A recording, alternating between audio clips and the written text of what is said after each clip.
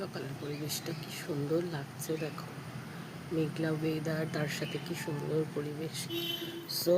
শুরু করে দিচ্ছি শুরু করে দিচ্ছি নতুন একটা ব্লগ। ঈশ্বরের চরণে তোমাদের মঙ্গল কামনা করে এবং তোমাদের দিনটা যাতে সবার শুভ হয় সেই কামনা করে আজকের ব্লগটা শুরু করছি। মাঝে মাঝে চলে আসবো গল্প করতে। ওকে, রান্নাঘর থেকে শুরু। প্রতিটা দিন প্রত্যেকটা মেয়েরই সকালটা শুরু হয় রান্নাঘর থেকে, সবাই জানো। তো আমারও অ্যাজ ইউজুয়াল রান্নাঘর থেকেই সকালটা শুরু হলো। এবার একটু আলু তরকারি বসিয়ে দিলাম ছেলের খাওয়ার জন্য। আমি একটুখানি তো সকালে উঠে গরম জল খাই, তাছাড়া গলাটাও খুব খুসখুস খুসখুস করছে।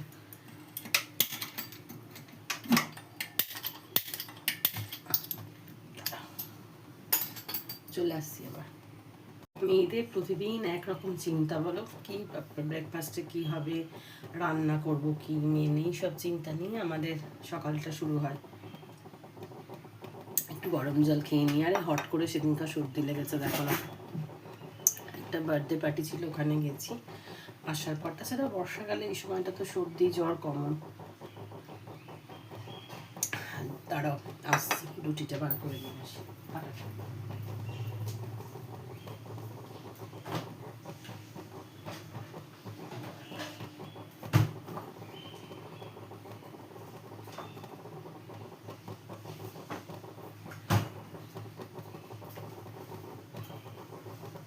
আটাটা মেখে রাখলে না সুবিধা হয়। রাত্রিবেলা কালকে মেখে রেখে দিয়েছিলাম সকালে রুটির জন্য। তো গরম জল খেয়ে একটু কাজটা এগিয়ে নিই, দেন তোমাদের সাথে আড্ডা দিতে চলে আসবো। তো ফ্রেন্ডস, এই রেডি হলাম, রুটি করব। আর ওদিকে তরকারি বসিয়েছি। রোজ সকালে সবারই রোজনা মোচা এই তোমার রুটি করে নিই। রুটি করবো বলে রেডি হয়েছি। রুটি টুটি করি, ছেলের স্কুল আছে, একটু তাড়াহুড়ো থাকবে, দেন আবার চলে আসবো তোমাদের সাথে আড্ডা দিতে। তো গাইস, ছেলে স্কুল চলে গেল, রান্নাঘরটা এবার আমি ডিপ ক্লিন করে নেবো, তারপর আবার তোমাদের সাথে আড্ডা দেবো এসে। ওকে, ভাবলাম তোমাদের সাথে একটু আড্ডা মারতে মারতে বাদ বাকি কাজটা সেরে ফেলি। এই আলু আর ভেন্ডি নিয়ে বসেছি, একটু আলু ভেন্ডি ভাজা করবো দুপুরবেলা, তাহলে হাজব্যান্ডের রুটির সাথেও খাওয়া হয়ে যাবে, আর দুপুরবেলা রান্নার সাথেও ভালোই লাগে ভাতের সাথে আলু ভেন্ডি ভাজা খেতে। রোজকারই তো সেই একই রকম খাওয়া, বলো, জাস্ট একটু চেঞ্জ করে নেওয়া, কী খাওয়া যায় মেনুটাকে সেট করে নেওয়া। আর আমাদের মতো গৃহিণীরা, তাদের ওই একটাই চিন্তা, মোটামুটি রাত্রিবেলা একবার ভেবে নেওয়া সকালে আমি কি করব, ব্রেকফাস্টে কী হবে, ছেলে স্কুল যাবে তার খাবার, হাজব্যান্ডের ব্রেকফাস্ট, দেন আবার দুপুরবেলা রান্না। আমাদের মোটামুটি গৃহিণীদের শুধু কী রান্না করব আর কি খাবো এই চিন্তা করে করেই কেটে যায়, বলো। তোমরা ভেন্ডি ভাজা খেতে ভালোবাসো, আমার কিন্তু ভেন্ডির স্মেলটা খুব ভালো লাগে, বিশেষত ভেন্ডির সেদ্ধটা খেতেও আমি খুব ভালোবাসি, আমার খুব ভালো লাগে। কালকে আমাদের এখানে মার্কেটে গেছিলাম, দেখছি আবার রথের জন্য মোটামুটি সাজানো গোছানো চলছে, দেখে মনটা না কি ভালো লাগে গো, মনটা খুব ভালো হয়ে গেল। আবার সেই 1 বছর পর আবার রথ আসবে, মানে মোটামুটি একটা বছর ওয়েট করে দেন আবার সোজা রথ, উল্টো রথ।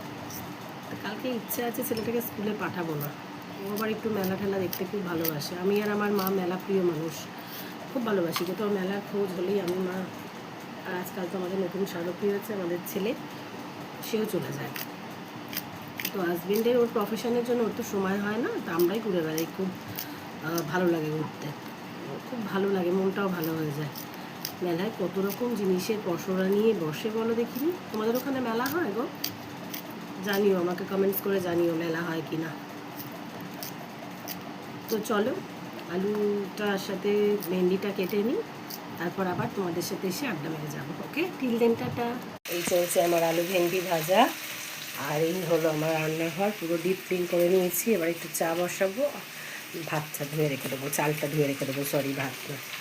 এই চলছে আমার রিল্যাক্সেশন টাইম, 2টা কাপ অফ টি, একটু চাটা খেয়ে নিয়ে নিজেকে রিফ্রেশ করে দেন সমস্ত কিছু আবার বাদবাকি যেগুলো রেস্ট অফ দ্য ওয়ার্ক আছে ওগুলো সমস্ত করতে যাবে। তো একটু চা খেয়ে নিই। তোমরা তো জানো আমি নেচার লাভার, আমার নেচারকে দেখতে ভীষণ ভালো লাগে, তাই জানলা দিয়ে একটু নেচারটাকে উপভোগ করে নিই, তারপর আবার চলে আসবো তোমাদের সাথে আড্ডা দিতে। Till then, tata.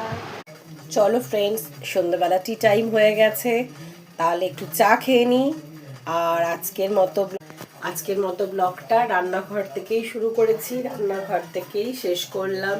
Good night, সবাই খুব ভালো থেকো। চলে আসছি কালকে একটা নতুন ব্লগ নিয়ে, এবং সবাইকে উল্টো রথযাত্রার অগ্রিম শুভেচ্ছা জানিয়ে আজকে ব্লগটা শেষ করছি। কালকে চলে আসবো নতুন একটা ব্লগ নিয়ে। Good night, till then, tata, bye by.